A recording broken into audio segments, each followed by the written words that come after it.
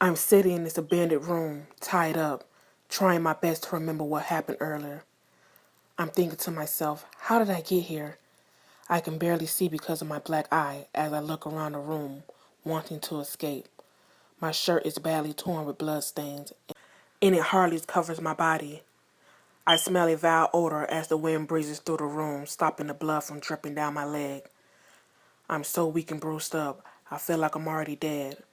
From the shattered window, I can hear a clear noise of a loud air horn. I must be near a train station. I'm eager to go home as I see my girlfriend. Wait, I hear footsteps coming my way. The door opens.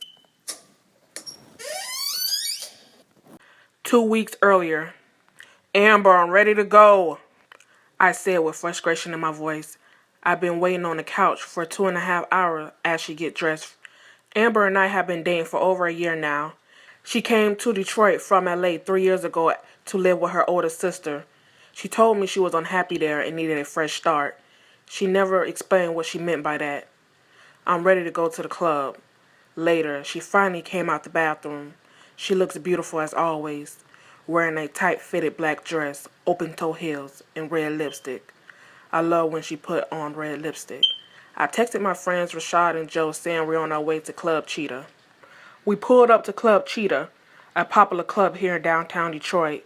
I wasn't expecting it to be this packed. The line was wrapped around the corner. I tossed the keys to the chauffeur and started to walk towards the line until I heard someone call my name. Vince! I looked to the left and saw my old buddy from high school. Hey, Johnny, I said, trying my best not to look appalled. Don't get me wrong, I'm happy to see him, but the last time I saw him, he had on handcuffs and being escorted off the school premises. He was charged with trafficking and sentenced to 7 years in prison. I guess the saying is true. Time flies. I haven't seen you in years, player. How have you been? Yeah, we haven't kicked it since high school. Not too long ago, I just got out of the pen. They let me out earlier for good behavior. Well, I'm happy you back home, bro. Thanks, man, he said as he reached for a hug. Hey, I've been a DJ here for 3 months now. Come with me and I'll let you in. Johnny didn't have to tell me twice. Me and my girl followed behind him as the security guard led us through the velvet road to enter the club. I'm sitting in the VIP section, bouncing to the music. Who knew that Johnny would become such a good DJ? The club is packed. People are dancing, having a good time. Amber went to the bar to take some shots with her friend. I told her to bring me back some drinks when she's done. I've been here for at least 30 minutes and I still don't see Rashad and Joe. Finally, I see Rashad. He is walking towards me, drinking and looking pissed as always. He's a hot-tempered. He's known for punching dudes in the face, and if you look at him the wrong way, that's what exactly he'll do with no hesitation. Hey, what's up, boy? Nothing much, as I greet him with the handshake. What's good? I said, wondering why he's at the club wearing a black long-sleeve sweater, black dicky pants, and a pair of black boots. He's dressed like he just robbed a bank or something of that nature. You know me, same old, same old. Typical response from Rashad. He's very secretive. He never really answered your question directly. I paid it no attention, so I vibed to the music as I shake my head to the beat. I looked up, I see Amber walking towards the VIP section. Finally, she arrived. It seems like she took forever, or maybe it's the alcohol talking. Hey, baby girl, Rashad said to Amber, knowing it would make her mad. Amber doesn't say anything. She just rolled her eyes as she drank her martini. Rashad scratches his dread, laughing, knowing that he succeeded at making her upset. She never liked Rashad, and she still doesn't understand why I hang around him. She always told me to stay away from him. She thinks he's a bad influence on me. Where the hell is Joe? I said, thinking out loud to myself. Every time I mention that Amber gonna hang with us, he never shows up. We've been friends since I met Amber, and he never met her. He called before I came here. He's a bartender. He knows his way around the club. He's probably bounced already, said Rashad. I looked at the watch and I realized it was 5:45 in the morning. Rashad's probably right. It seems odd to me that he would leave and not chill for a while with me, or let me know that he's leaving. 30 minutes passes by, me and my lady on the dance floor turning up. All of a sudden the music stops. Sounds of bullets flying in the building. Everyone get the fuck down now! a random guy said as the crowd's trying to escape the club. Glass flying on the floor, I can hardly see, trying my best to move quickly to get out the club. Amber is screaming and panicking at what transpired. We finally made it out the club, running towards the car. I noticed blood on my shirt. I'm looking all over trying to figure out where the blood is leaking from. I got cuts on my arm from the glass falling down the ceiling. I don't really care. I'm just happy I made it out alive. We hopped in the car and drove off. I pressed accept button and all I heard is, Vince! she said, crying, screaming from the top of her lungs. He did! He did! Why, Lord, why? Mom, calm down. Who's dead? Trying to figure out what's going on. Lee got shot. He's gone. He's gone. My eyes started crying as my mom told me my dad was killed, angry and shocked by the tragic news. I immediately rushed to the crime scene, seeing the paramedics wheeling my dad out the stretcher in a body bag. I'm running, trying to get through the yellow tape, but the two police officers won't let me through. I'm trying to fight them off of me, but I see my father in a body bag made me weak and sick.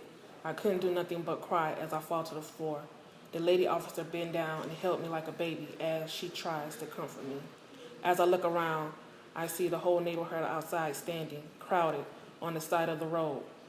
Police told everyone to stand back, but no one is listening as they in shock just like me. No! I hear and see Amber running in my direction, crying her heart out. She falls on top of me, hurt that my father died. My father and Amber were always close. He told me she is a keeper and will walk her down the aisle. It's strange how everything happened so fast. I already miss him. 5 days later, after leaving my father's funeral on this gloomy Sunday, I'm still mad and confused on who would kill my father and why. I went to the insurance place and they enlightened me that my father left me $50,000 in his will. I received the money. I'm so excited to see all this money right in front of me. I still can't believe all of this is mine.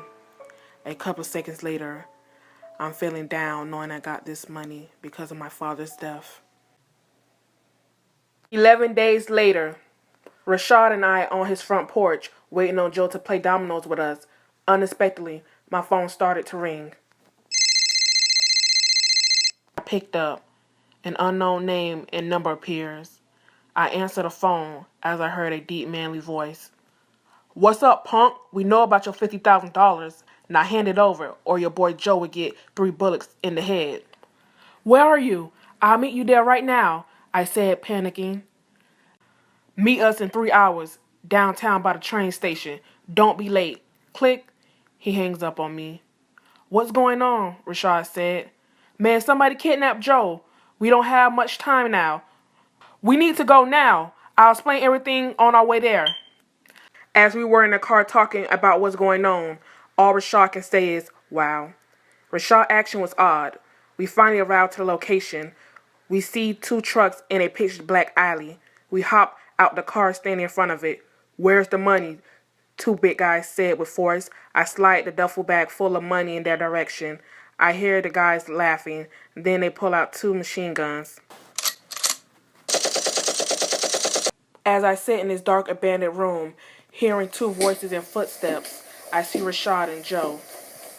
I'm so glad to see them. They can save me. "Hey man, hurry up, somebody, shut up!" As Joe cut me off.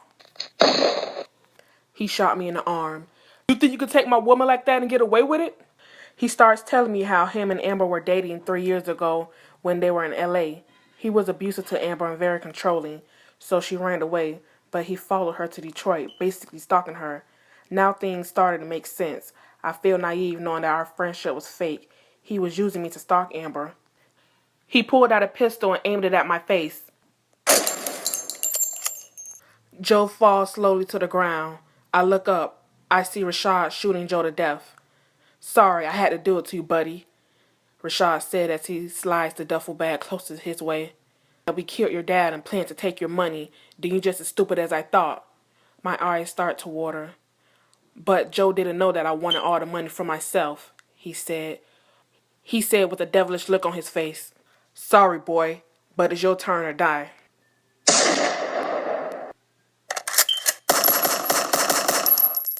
He said with a devilish look on his face.